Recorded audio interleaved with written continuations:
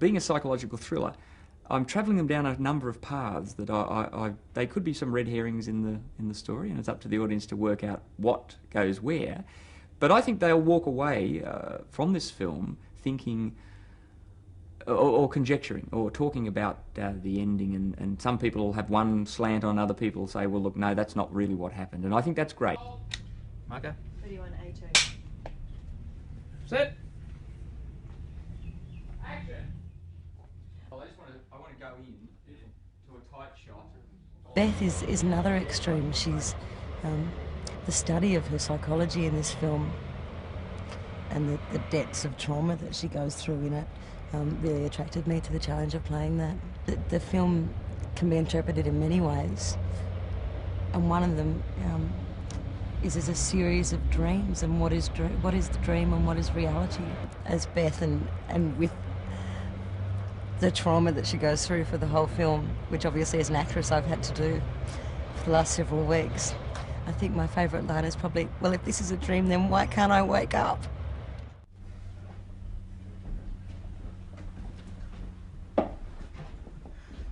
It's the guilt which is Beth's main problem, and the way that she deals with that, and I think most people can relate to that in some way. And essentially she's searching for love to try and heal those wounds, which we've probably all done at various times. Everybody else is trying to. Now the pressure's on. I love thrillers. I love psychological thrillers, and it seemed to me an old-fashioned psychological thriller, and I love the twist at the end. I thought it was an interesting concept. I think everyone loves a good old-fashioned thriller. I think so, you know, and yeah, a psychological thriller. Basically it's just about the characters and the drama between them. So there's no special effects. There's no cars smashing into walls or anything like that. It's just it's human beings, and the way they relate to each other, and I think people like that. I do.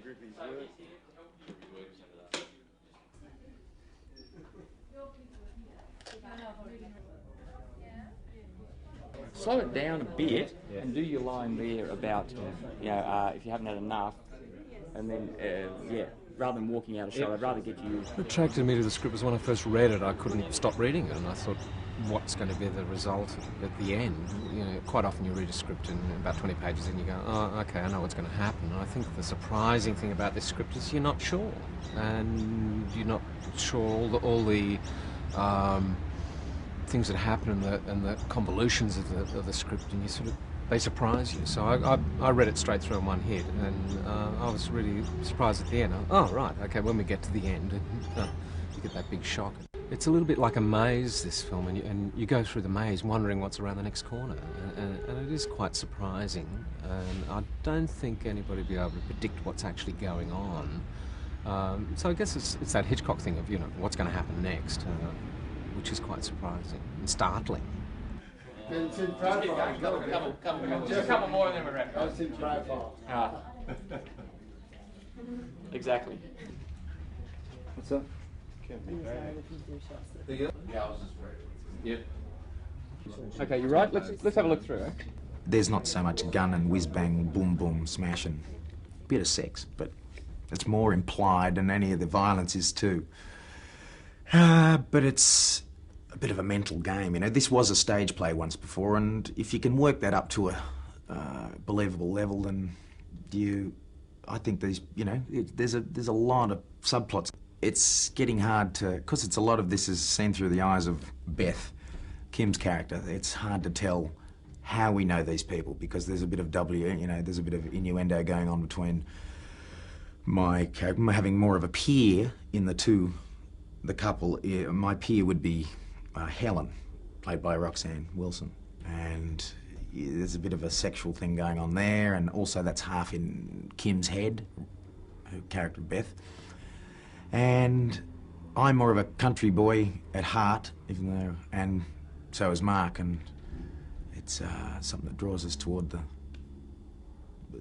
it's hard to tell. We have a lot in common, but we don't know exactly, and I can't let go of something I'm trying to avoid here. Favourite line in the script? Pray it's not too late. Right, here we go. Guys, let's have a walk through some mechanics. Step into it again. Yep, step into it again. Just run it out, say with that guy with the black... I was attracted to the chance to play a character that is very unlike anything I've ever played before, who's basically sinister. And I've always played characters that were very sort of vulnerable and kind of nice people. So the chance to play somebody who was also not just sinister but powerful, who was attempting to control the course of events. She's a character that I think is obsessed with her past and in almost a psychotic way. That's the way I've justified her behaviour. She constantly says things to people that are just blatantly rude and vicious. I think audiences will like the fact that the story is so ambiguous. I think it has a really strong thriller aspect, that you don't know actually whose mind you're inside, and I think that's intriguing. So I think they'll be fascinated by that. But I'd like to hold it sort of mid-shots. It's drama, it's real drama, you know, it's what drives human beings. There's aspects of the story that will touch everybody. These are real people finding themselves in extraordinary situations.